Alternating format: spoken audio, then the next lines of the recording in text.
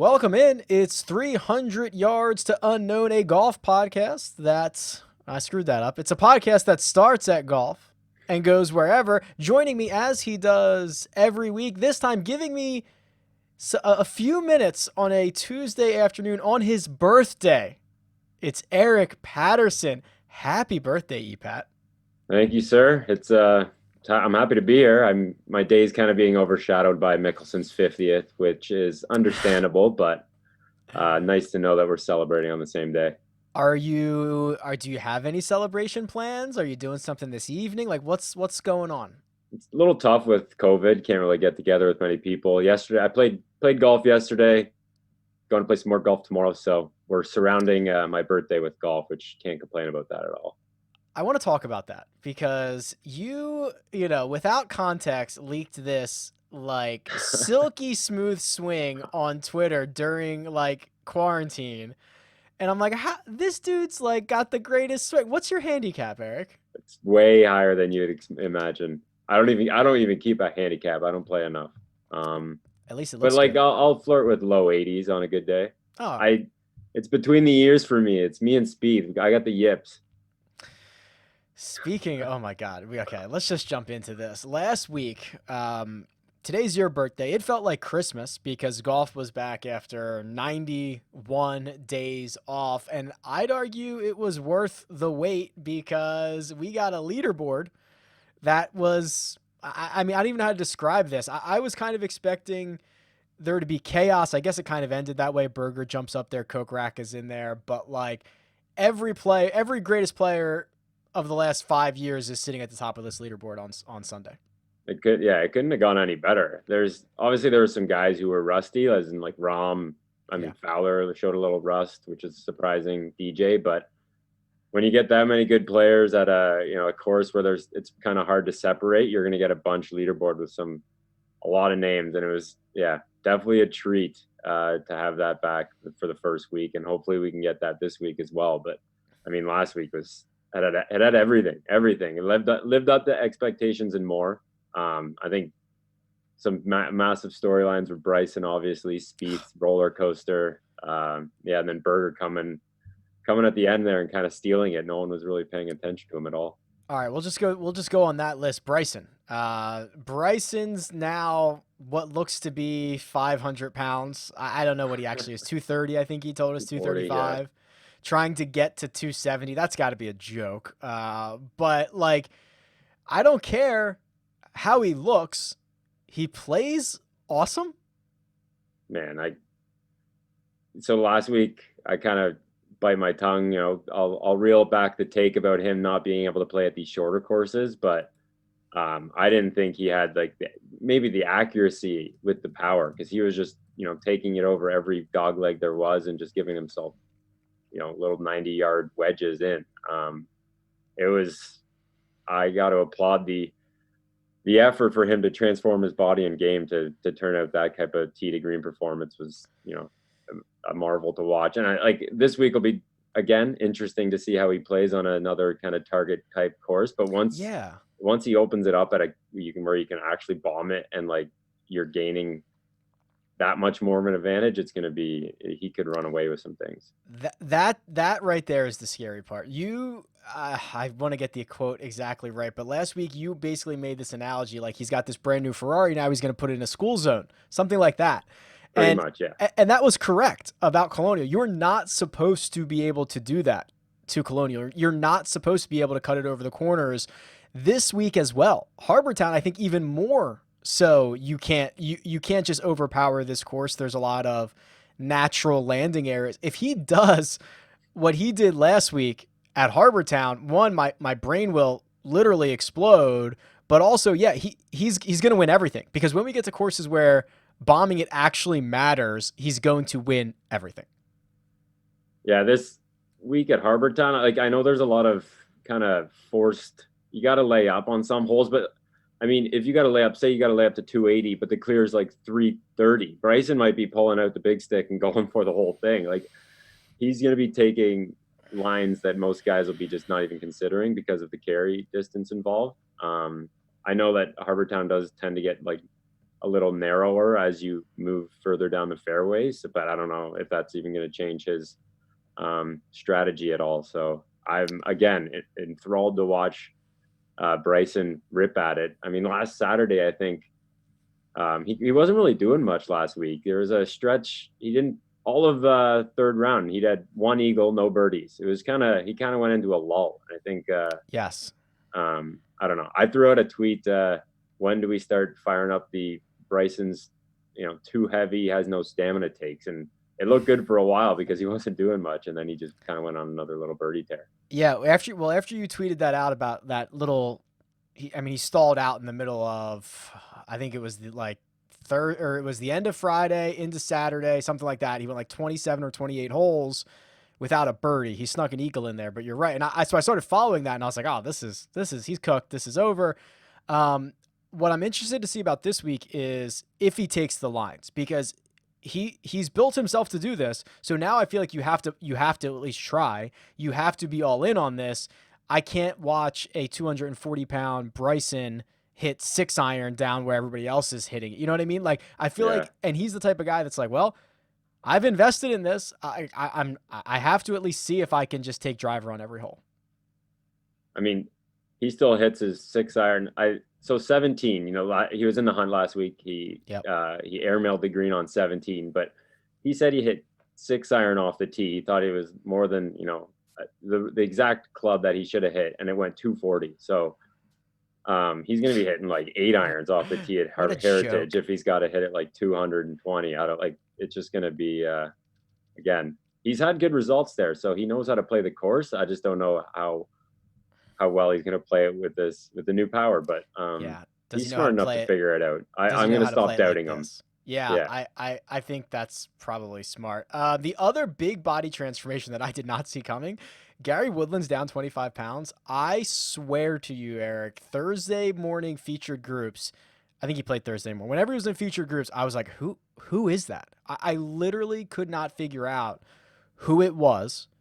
He wears that big hat, so he still has like that big head and like this little neck and this little body, and it's still confused. Like every time I saw him, I couldn't believe it was him. Yeah, when we were tracking Bryson's weight gain, I actually, because Puma puts out all these different shirts and whatever and gets their guys to promote it, and then Woodland posted one. I was like, I guess maybe I don't have enough of pull in the Twitter sphere, but I just tweeted out, I was like, is Woodland giving all his weight to Bryson, because he looked gaunt, like he looked like he hadn't eaten in a while. So he looked really, really skinny. And we saw that this week. He lost like 25 pounds in an effort to increase his stamina. So I think he wants to play the next 10 of 13 weeks, which is a lot of golf. It's a lot of golf. He looked a lot different too. It's a lot of golf basically like in the middle of the summer in a lot of hot places. Played well. Yeah, but Bryson put on 25, Woodland took off 25, both of them with the same objective, but going about it a different way. So it's golf. You can do it a bunch of different ways. Yeah. And both could work. Woodland, I love this week, by the way. This is the forced layup, the small greens, sounds a lot like Pebble Beach to me. Yeah. Everyone's talking about his stinger off the tee, keeping it below the wind. He seems, everyone's kind of on board. And I think he was like 8,400 on DraftKings, which sounds like 35% ownership, maybe more. He's gonna be the most owned golfer on the slate, I imagine. But yeah, I'm excited to watch him. He led the field approach last week, so should be a good week for him. I would expect it. Daniel Berger wins a golf tournament in 2020. We should have seen it coming. He was trending. He was certainly trending. That break didn't happen. I believe I saw that he was 20-1 on Sunday because of that stacked leaderboard and everything that was going on. So 66-1 before the tournament started, 20-1 on Sunday. And it's kind of weird. Like when the dust settles, Daniel Berger's your champion. I don't know. The question that I've kind of been posing is, did Daniel Berger win this golf tournament, or did someone or like multiple people lose this golf tournament? Yeah, I wrote, so heading into Saturday, I kind of wrote 3 guys to look at going into the weekend. Berger was one of them. And then I just pegged I pegged the winning score to be at like 17 or 18 under, which, I think Xander would have won like 5 under on the final round to get to 18 under. And Yep. no one kind of separated themselves. And that's why you saw guys like Kokrak with a putt to win or a putt to get, that would have got him into the playoff on 18. I just don't think enough guys made that separation move that they needed, that I guess put Berger into contention. Well, it definitely got more difficult over the weekend because the 36-hole lead was 11 under. Yeah. So you're looking at this like, okay, maybe it gets, it's going to get a little bit harder. Maybe it gets to 17, 18, right? Like that would have been what my logical guess would have been. If things were really easy, maybe it gets to 19. But like a lot of guys seems like they hit the wall going into the weekend. Obviously, conditions got a lot more difficult. Morikawa missing. So here's a couple of things. Without fans, like this whole dynamic of how that Sunday ended completely changes. Like Berger and these guys, like they don't know where they're at there's scoreboards, but like without the roars, without like knowing what happens. And then you get the great visual of Berger like standing on like the deck or whatever, watching Morikawa putt on 18 to post 16 under. Like you would never have seen that if there was 20,000 people out there. It was a nice intimidation factor by Berger going out there. I don't know if Morikawa saw him, but yeah, that's definitely a way to. Usually they're in a tent watching on TV, but Berger was just on the clubhouse patio watching how the tournament was finishing in front of him. But good for Berger. It's definitely nice to see a guy overcome injury like that and make his way back. But at the same time, a couple harsh lip outs that kind of definitely helped go a long way for his win. That Xander one on 17. I remember when they went to like the worm cam, that one that's right on the grass. Yeah. I thought to myself, I hate this camera because there's so many replays and highlights of this camera just with a harsh lip outs. And then I watched it go around, not drop, and then spit out the back out the front of the cup. And I don't know, maybe I just thought that one into existence, but that one stung. Because they never show that camera when it drops. They never show the I replay hate of that that camera when it drops. Just go, yeah. Show me the full putt. Show me his reaction. I don't need to see just the ball. Yeah, I don't know. Could do without that one. What did you think of the telecast? I liked it. I thought they did a fine job with limited staff. I wish they showed more bad golf, which I don't think they did enough of, because we had McIlroy everyone was talking about him being in contention, and I think he shot 41 on the front. And my issue is just put together, maybe if it's 2 hours into the broadcast, but put together a little highlight package of him stinking, why he shot 41, why he's no longer in the conversation, and then just be done with it. Because if you're watching at home, I think they showed one shot of him pulling out from the bunker. So you're like, oh, there's McIlroy making a good shot, but where is he on the leaderboard? Like, tell the story of just more than the leaders. I just thought but I think they do that every week. It really had nothing to do with them, coming out of COVID with limited staff. It's just a pet peeve of mine. And I think that's right. Okay, so there's a lot of layers here. I thought they did pretty good for what you mentioned, which is they didn't have anybody there. Like, absolutely skeleton staff and a packed leaderboard. The last time we saw a packed leaderboard like this with all this action was Genesis, and they completely blew it, right? So, like, it's hard with that many guys. It's so hard. So it certainly wasn't the easiest thing to come back to, having a leaderboard like that, having a lot of people that you want to see, but I thought they did a pretty good job. You're right. The only thing we didn't see was Spieth hit a tee shot OB. Yeah, after back-to-back birdies. Like, here's Spieth. He could be making a run. The storyline of the week. Yeah. And then they just no show and blasted OB. And then all of a sudden he's in the middle of the fairway and you're not. I think it was Sky Sports. They said he had a par attempt, but like it wasn't a par attempt. It was just like, here he is hitting his shot. It just. Yeah, that was a huge tee shot for him. It came back and it was like, here's Spieth in the fairway, and they're like, here's Spieth hitting his fourth, and I'm like, hitting his what? How? What happened? So, but I think that goes. My point being, I think that goes along with your line of thinking, which I think is 1,000% correct. That they do.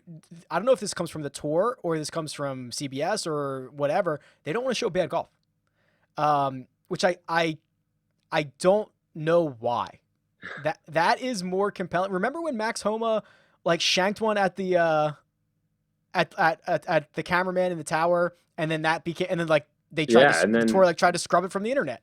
yeah, and then someone had the footage, and I think they re-aired it. Like, yeah, I don't understand the point of. There's a whole story for the round, like why this happened, why Spieth was in contention and then struggled. Like, show the story, don't show a bunch of shots pieced together. It just something that rattles me, and yeah, that was probably this biggest tee shot of Spieth's week. I Oh, think you could argue, oh yeah, for sure, for and sure. there's just Which by the nothing. way, Jordan Spieth is infuriatingly amazing. It's so yeah, I hate him and I love him. Like it is so hard to, even when he's playing well, Eric, it's so hard to watch. Like the guy makes birdies from places he shouldn't. He makes bogeys from places that he should. Like the perfect example of this was, I think it was either Saturday or Sunday. It might have been Sunday. Right off the first tee in the trees, hits a hero huge hooking, it had to be Sunday, shot back in front of the green in two, like unbelievable rescue shot. Chunks his chip which and we then didn't see. which we didn't see, and then pitches up and taps it in for par. Like that is the Just the perfect example of he can do awesome from terrible situations, terrible from awesome situations. I don't get it. I don't know. one of the few guys where you want to see every, like when he's in the mix, you want to see every shot of his round because the numbers just don't tell the story. He's dropping 40 footers for par. He's missing. He's four putting. It's just you have to see every shot of him. And yeah, I don't like when you have no skin on in the game on Spieth. It's so hard to figure out how to react. Like you want him to go away when you don't have money on him, but if you do, you're pumped when he's dropping these 40 footers to save par. Like it's just such a roller coaster with him. But someone it's tough to keep your eye off of. Arguably like the most entertaining person to watch right now Yeah, because it's either a train he's wreck good. or it's awesome. He's so good at getting the ball in the hole, which is what golf is all about. He doesn't go about it the how stat nerds like ourselves want him to do it, but he does it a different way, and it's infuriating, but it's also like very, very entertaining at the same time. It is impressive, right? Yeah, if you watch him and you're not keeping track, and then you see he posts like a 67 or 60, like how the hell did he do that? But you're right. Any thoughts on the I don't know what we're calling it, the confession cam? Yeah, it wasn't really much of what it lived up to. A couple, I don't know. Andrew Landry said that no one watches him play anyways, so it That doesn't was the feel best much part. different. That Yeah. was probably the best line. It was kind of weird, but I didn't expect much from it. But yeah, Why won't anybody wear a mic? So Ricky Fowler, the only guy who agreed to this. So I think there's two parts of this. Do they not want to wear a bulky mic? And it's not that bulky, it's whatever. Or do they not want to be heard? I I don't know if I can put my finger on it, to be honest. I think Will Wilcox, which is I think he wore one in the Bahamas, said how bulky and uncomfortable it is on his back. So maybe it is something to do with that. Not being heard is definitely one of them. But I mean, we heard so much from guys not wearing mics this week, so I didn't really mind the fact, like, whatever, no one wore a mic doesn't really bother me that much. But I think just letting us listen into conversations that we typically don't hear. Maybe they typically like mute mics because fans are, chatting or boisterous in the background. So now this time they can just kind of crank up the mics and we can hear a lot more. And there's so many situations I could think of. I mean, the playoff, we definitely heard a lot of chatter between Berger and his caddy. There was some moments there that were, for me, I'm watching a lot of golf, and then when I hear play your caddies talk, I stop what I'm doing and pay attention, completely pay attention, because I find it just so fascinating. Well, and I find it fascinating because I want to know if the guy hit the shot that he was trying to hit. Exactly. Like you can hit it to a foot, but if you missed, like that was not the aggressive line that we wanted to take. I thought that CBS actively tried to not step on those guys anymore. I actually think Jim Nantz He mentioned it at one point, like, oh, if we're going to get conversation, we're going to let it go. So I think they were actively taking notes over, over quarantine of what was working and what was not working. But you're right, with no ambient sound out there, like throw a couple boom mics at you. We did get quite a bit of conversation. Nance felt like he was talking about mic'd up players. Like his whole weekend was the agenda is like talking about these mics. He said every player was asked and only Fowler volunteered. And I think that was debunked pretty quickly. Because Hadwin came out on Instagram saying he volunteered. And then on Sunday, Nance is like, and Adam Hadwin has agreed to wear a mic. It's just like, it was this weird kind of back and forth between the broadcast. I doubt they asked every player. Or if they did, you're not going to put a mic on a guy that is not going to be shown, which I understand. But don't say you asked every player and then only Fowler wore one. I can see every player in the feature group saying no, but yes, we asked every player we care about if they would wear a mic. put an asterisk beside it, because I spoke with Mackenzie Hughes last week, and he said he would wear a mic if he was asked, and I guess I don't know if he was ever asked, but it was just like they're not someone they're going to show on TV, but don't throw everyone under the bus saying no one's willing to really participate in the broadcast. Yeah. Is Mackenzie Hughes playing this week? He is, yeah. How was that conversation? It was good. He kind of just gave me a behind the scenes look. It sounded very surprising to him how different it was. Once you do the test, you're just kind of going about your way, which I'm not sure if that's a good thing or a bad thing. Right. A few little protocols that you got to follow that are different. He was talking about how it's tougher to deal with equipment manufacturers, and like you can't just trade it. They can't just give you a club at the range. They got to put it through like a cleaning station or a cleaning room. So it's little things like that they're going to have to get used to. And Webb Simpson actually in his press conference today talked about how he was a little uncomfortable with, like, usually he's pretty set in his ways once he does arrive to a facility, but now you just got to, go about it the right way. You can't go into the clubhouse during certain times until you get your test. So their rhythm and their routine was a little disrupted last week, but I'm sure they'll be used to it as this week rolls along, and then definitely into next week.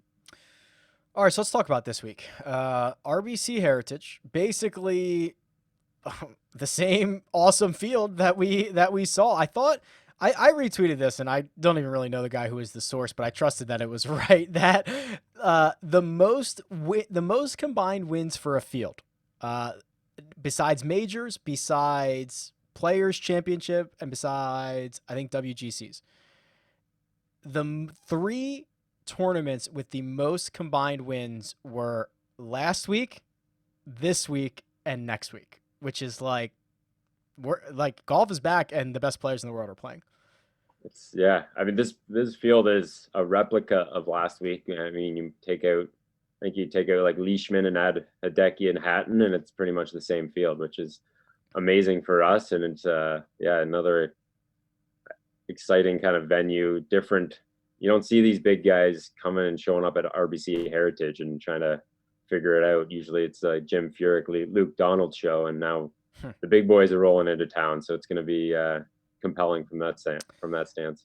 Before I forget, I was thinking about this with no fans. That Berger Harold Varner the third pairing on Sunday had to have been like the most comfortable pairing ever. Like two guys that are like, all right, maybe we're not supposed to be in contention. There's not fans following us around out here. Let's just go play golf. And one of them turns out to be the winner. Like, I feel like that type of stuff, like, I don't know. Obviously, every player is going to deal with it differently, but like that's very comfortable on a Sunday for a guy like Daniel Berger.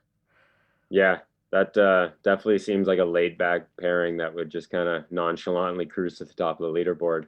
But it was I think I can't remember who said it, but someone pointed out that Colin Morikawa would have somewhat of an advantage because he's only a year removed from playing with no fans at college tournaments, which I found kind of interesting. He's kind of used to playing in that atmosphere. So, he's incredible with or without fans, but maybe gave him a bit of a mental edge last week. Well, we'll see how he does if he has any scar tissue from tough. A couple of short missed putts, man. I'll tell you what though, like the stat profile looks exactly what we thought. The putter's his weakness. Like he should his takeaway, and I know this is very difficult to do. It's easy for me to say, but his takeaway should be like, yeah, I played exactly as I know I can, and I was in contention.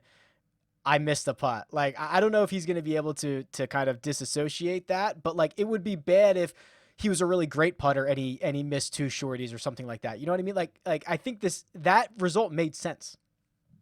Yeah, he probably can look back and we weren't obviously following his entire week that closely, but I'm sure there's a 4 or 5 footer on Thursday that he missed too. Yep. It just, the ones under the pressure get magnified that much more. But his floor is, I don't know, like top 20. The way he hits the ball, it's guy's absolute stripe show. I don't know how else to put it. There was back-to-back holes where he was 175 out. I put this out on Twitter that both were inside 2 feet. Just like a stupid proximity from over 175 yards. And it's like, it's consistent. They just land and stick right beside the pin. It's so fun to watch him. But he's going to be around for a long time. So that's pretty exciting for us. Yeah. Get used to it. All right, let's make our picks. So what we did last week was we each picked a golfer. I didn't really know how we were going to do this. We'll do it by earnings. So I had Bryson. He finished in that big group of guys at T3, 366,000. You took JT, T10, 181,000. The good news for JT, I guess, is even when he went 65, 65, 68 the first 3 rounds before he shot 1 over par on Sunday, like almost after every single round, he was like, yeah, I left 2 or 3 shots out there. Like I could have played so much better than this. And when you are 11 under in T10 and you feel like you can play a lot better, watch out, world.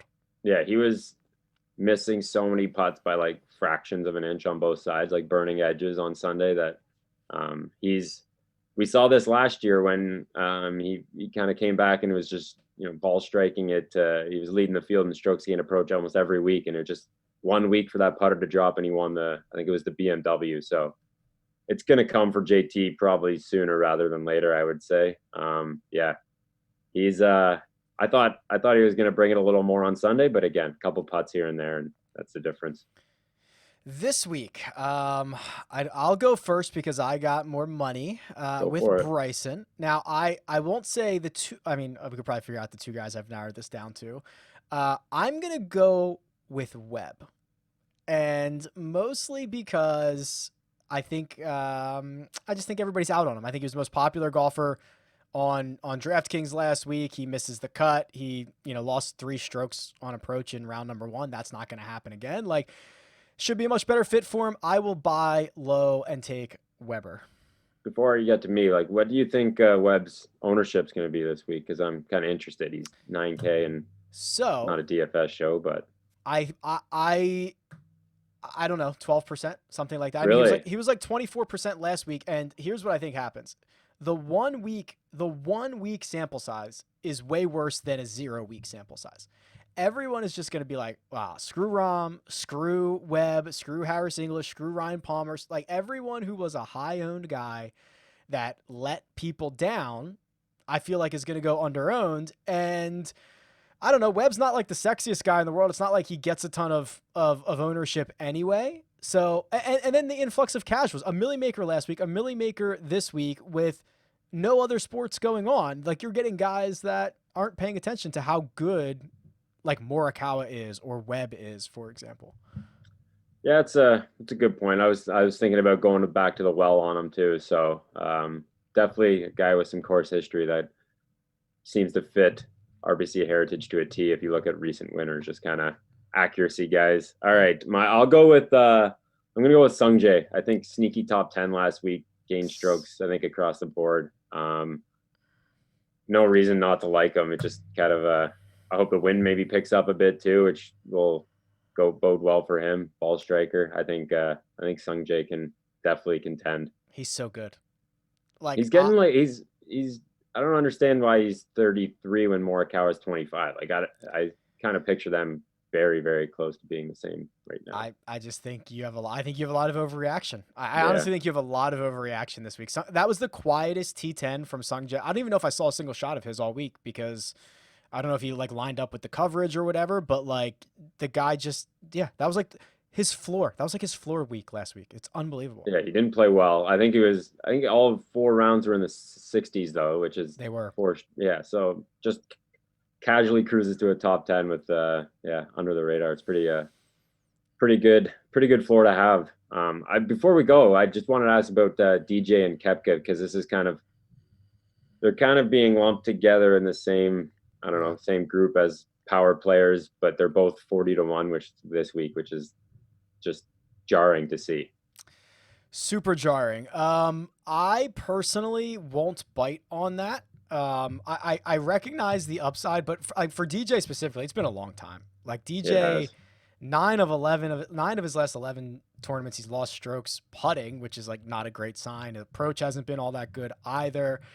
Just seems, I mean, he's always disinterested, but he just seems disinterested. Like this was, somebody texted me, maybe producer Jacob from CBS Sports. He was like, is this the year that DJ's win every year ends? And I was like, well, probably, because he's playing terrible. And also it's a short season. Yeah. So like that record, was it 10 years in a row? I think it's been a long time. Probably does. I don't think it's going to continue. And then Brooks, Brooks, I'm just a little bit more optimistic on. I mean, he did it all with his short game last week, which is super scary, and still didn't finish all that highly. But I think I'm more optimistic that he can flip a switch at some point. Yeah, DJ does look a little, I don't know what the word is, unmotivated. He was tinkering again with a putter last week, so that's something I will check out and see if he's, fooling around with another one this week. But he's one of those guys who gets a new putter almost every week, so I don't know if it matters that much. But yeah, Koepka, I tagged him in the tweet about him being 35-1, hopefully to light a little fire under his guts, because it's a pretty disrespectful price for him. And I think, this is like a WGC field, so it's not like he's just warming up. Like, this is the cream of the crop. So, yeah, man up and go play and go win. Like, just show some life. I'd like to see it. That would be cool. Eric Patterson, you can see his work at The Score. What are you doing over at The Score, EPAT? Keeping on top of news. That's what I do on a daily basis, I guess. Just trying to keep people informed. I love it. Not much more to it. News, there you go. News, betting features, the regular that caught stuff. Me off guard. It was like, okay, yeah, no problem. Keeping people informed.